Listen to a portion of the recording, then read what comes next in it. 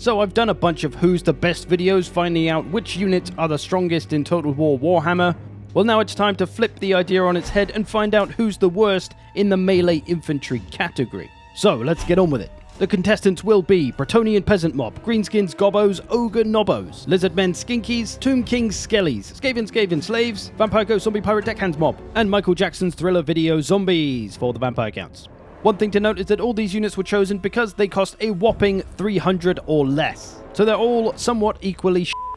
We'll kick it off with my favourite factions, boys, the Gobbos versus Bretonnian Peasant Mob. Now, Gobbos come in with slightly better defences overall, and well, just better stats all across the board. And after a little bit of fighting, the Peasant Mob starting to fall behind, the Gobbos have got more health. And just over here, we see a furious duel going on between a Gobbo and a Peasant, but it's swiftly ended by the Gobbo with a quick attack to the knee. He's been playing some Skyrim, he knows how to get it done, he's very happy with himself. But he's also been watching 300 as he's going to take out another Peasant with a flying Spartan stab, and down he goes. He's going to tank a couple of hits here as well, what an absolute machine. And with that, the Peasants are terrified of this single Gobbo, and off they go, unable to top the Greenskins Goblins. Now it's time for some Gob on Nob action with... wait, what? Goblins versus Gnoblars, the shortest fight you will ever see by stature. Pretty even in the performance so far. Goblins again with slightly better defenses. That shield gives them some extra melee defense over the Gnoblars. And overall, even though their stats are very similar and their performance is very similar too, they do a good amount of damage to each other. But the extra defenses and staying power is going to help the Goblins stay in this and put the Gnoblars in the bin.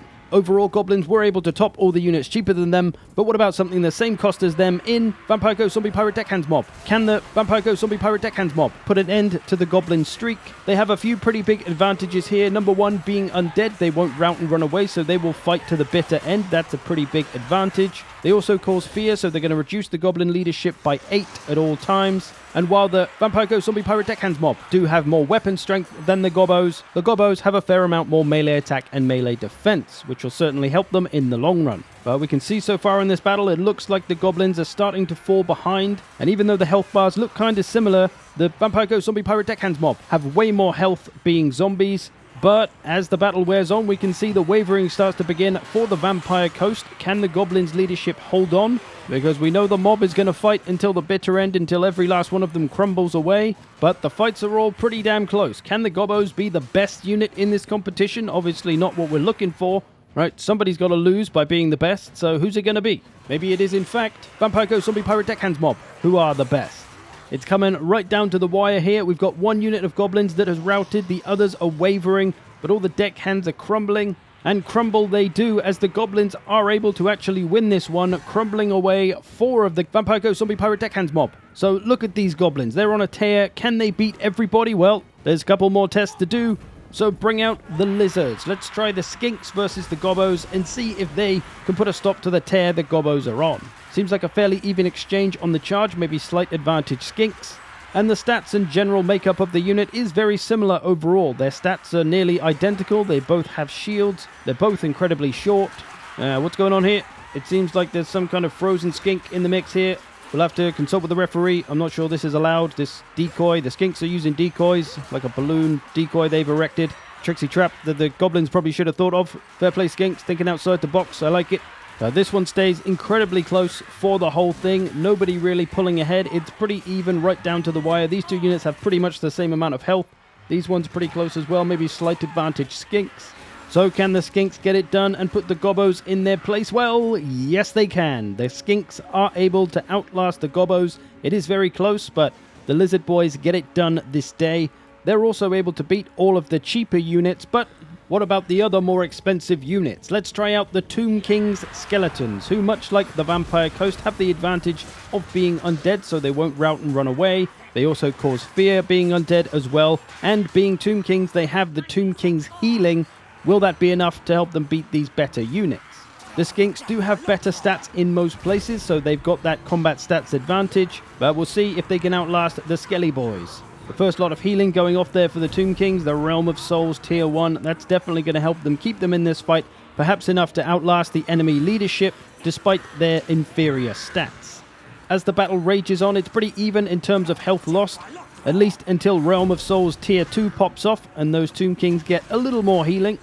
And that's going to be the story for this one. As soon as the Skinks start to get a good bit of damage done, it gets healed back up by the skeletons, keeping them in the fight. Without that healing, I definitely feel like they would lose this one. But in this case, they are going to be able to push the Skinks away and outlast them, even though they are crumbling and very much on their last bony legs. It's a damn close one, but the Skinks not able to get it done here today.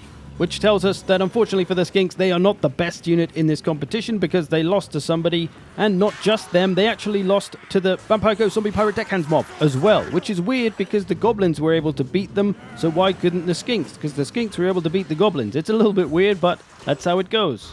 For the remaining matchups at the higher end of this competition, there was Dickhands and Knobs that had to fight as well. That sounds weird. But as you might expect, the Nobbos weren't able to top the Dickhands mob. The unroutableness and the fear of the mob too much for the Gnoblars to handle, leaving us with the results that the Goblins were able to beat everybody except for the Skinks and the Skeletons. The Skinks were able to beat everybody except for the Pirate mob and the Skeletons, which so far means that the Skeletons are undefeated and the Vampire Coast have one loss to the Goblins on their record, unless they can beat the Skeletons here and maybe make it a tie for those two being the best units of the bunch. But we don't have to wonder, we're going to find out right now. A pathetic charge by both sides, as we would expect from this caliber of unit. We'll see if this fight starts to look more alive as it goes on. This one, though, going to be a little more evenly matched, as nobody is benefiting from fear, nobody is benefiting from unroutableness, because they both are. And so far it looks like the Pirate mob might be sneaking ahead in the damage done to the enemy. But of course, as it wears on, the Realm of Souls kicks in. This is the second Realm of Souls that these Tomb Kings have had, and that is going to allow them to pull a fair bit ahead in terms of who's lost more health. But don't be deceived by the health bars here. Even though it looks like the Tomb Kings have way more health, it's actually probably pretty even in terms of numbers, because the Dickhands just had a way bigger health pool to begin with. Now we can maybe have a look here. The Skeleton Warriors have about 4,600 health, while the Pirate Mob have 4,000 health. So very close. Not as one-sided as it may seem, but the wavering starting to come in for the Dickhands mob. And as we can see, even before the Tomb Kings get their third heal, they're able to outlast the Vampire Ghost Zombie Pirate Deckhands mob. So what do you know? The Skeletons for the Tomb Kings are the best cheap, crappy unit out there, mostly because of that healing, I imagine. Able to beat all of the other units in this competition, though. Well done, Tomb Kings, you beat up all the shitters. That brings us to the final four then. What about some Rattos versus Nobbos? Both pretty terrible overall, but advantage in the stats to the Gnoblars. They've done a little more damage on the charge, but Skaven Slaves, a very popular unit in the Skaven army that gets used a lot. They're very good at what they do, just being crap and getting in the way. That's what they do best, and that's what a lot of these units do best. But unfortunately for the Skaven Slaves in this one, the Gnoblars do that better on this day, holding out longer. The Skaven Slaves be wavering, and they starting to be routing. So the Gnoblars able to lose to all... Sure. They're able to lose to all the higher tier units, unable to lose, though, to all the lower, cheaper units than them, meaning that they are not the worst and they will not win this competition. But it's looking hopeful for the Skaven Slaves. Maybe they can be the shittest. But darkness falls across the land. Midnight hour is close at hand. Creatures crawl in search of blood to terrorize your neighborhood. The Thriller Zombies arrive to deliver the worst charge you've ever seen in your life. But they have all those undead tools at their disposal, which may actually help them win this one potentially. They've got the big health pool, they've got the fear, they've got the unroutableness. Perhaps they can help the Skaven Slaves become the worst unit in Total War Warhammer 3. We shall see. A little more damage done by the Skaven Slaves so far, though. They've got pretty superior stats. The zombie stats are pretty laughable. They've got like 5 melee defense and 6 melee attack or something like that. It's pretty bad. But the Skaven leadership is pretty terrible, so maybe the zombies might be able to outlast them and use that fear to bring their leadership down that little bit more, push them into that routage a little bit sooner. We'll see. As the battle wears on here, it's about 6,000 health each, so very similar in the HP, despite the zombies having the bigger health pool. So zombies are getting a good bit of damage done, but they are taking a lot in the process. They don't have any armor on at all, although neither do the Skaven Slaves actually, so pretty even in that department. Place your bets. Who do you have? The Skaven Slaves do cost a little bit more, but because of the zombies' slight advantages that do match up well at defeating Skaven Slaves, such as being unroutable and fear, I wonder if that'll be enough for the zombies to be able to take this one, and maybe not be the ones in the running for the worst unit in Total War Warhammer 3. Although they're wavering now, but that's just a crumbling. They're not going anywhere. They might be able to crumble their way to victory if they can scare away the Skaven Slaves, although there is a lot of rats left. Looking at these numbers, although the health difference quite different now, down here at least. 5,000 to 2,500. 4,000 to 2,000. So the rats starting to pull ahead quite significantly, although some wavering here from the rattos. Can the Skaven slaves hang on? Some more wavering from the rats in the distance. Not sure they're going to be able to beat away all of these rats. They're only going to be able to scare them off and make them scurry. These poor old zombies be crumbling hard. Can they last? Oh, they're all still in it. Somebody's broken. Oh, it's looking like the zombies. Although, oh, there they go. 2 zombies have popped away. They turned to dust.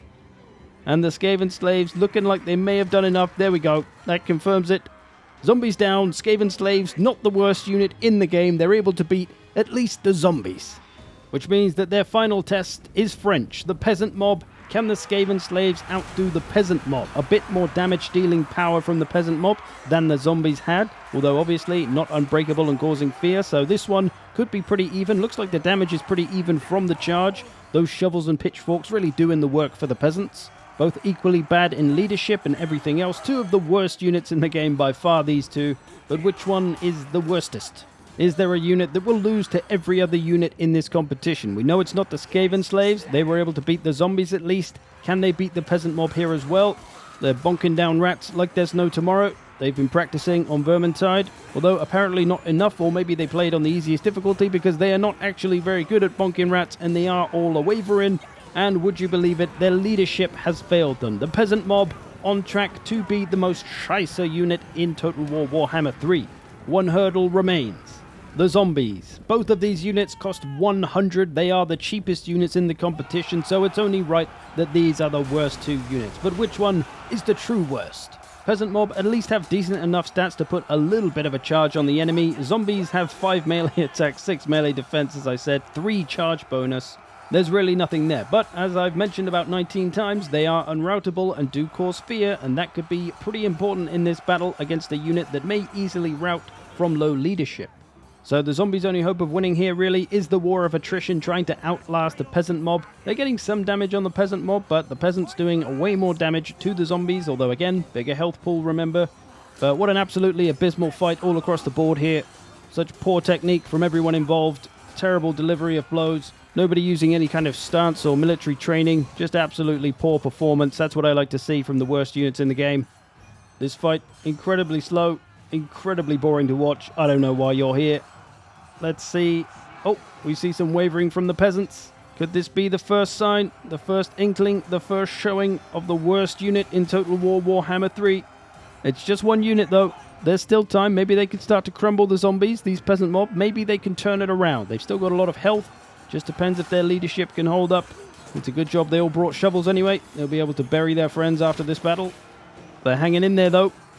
Giving it back to these zombies. Oh, the wavering starts at the end. Oh, and here as well. It's not looking good for the peasants. Oh, there's wavering all across the board. It looks like the peasants are indeed the worst unit in Total War Warhammer. These French peasants just don't have it in them. They haven't lasted long. It's like World War II all over again. But there we have it. The Peasant Mob are the worst unit in the game. Zombies not far behind. And for the most part, price-dictated performance here. The Skeletons have lost this competition horribly. They've done far too well. They beat everybody else. Followed by the Pirate Mob, Gobbos, and Skinks, who all had a measly 2 losses and disastrously managed to beat everybody else. And then you've got the Nobos that were able to beat everything cheaper than them, which is the 3 units at the top, the Skaven slaves, who of course could beat the zombies and Peasant Mob. And the Peasant Mob, an utterly brilliant performance, losing to absolutely everybody. I hope you've enjoyed this. Thanks for watching. I will see you in the future.